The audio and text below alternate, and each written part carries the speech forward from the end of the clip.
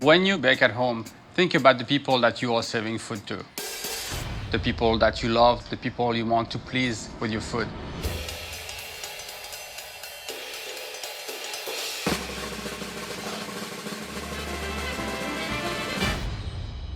Perfect.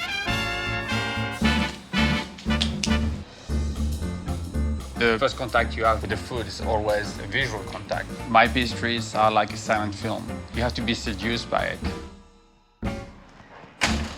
That's amazing. I'm going to teach you the building blocks of pastry. With a simple recipe, make something beautiful.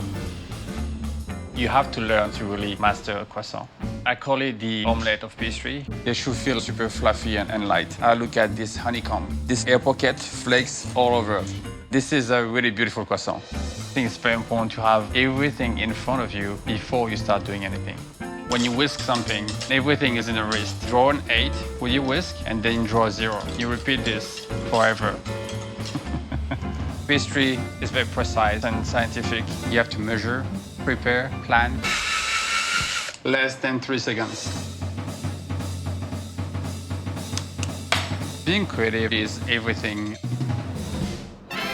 Super smooth, shiny. You can see the glaze that's been done properly. When you look into it, you can see your reflection. You can be creative as well. Being creative is also connecting with people. Think about who you are serving food to. Baking can be daunting. You should never be intimidated. Anyone can be a great baker with a great teacher. I'm Dominique Ansel, and this is my masterclass.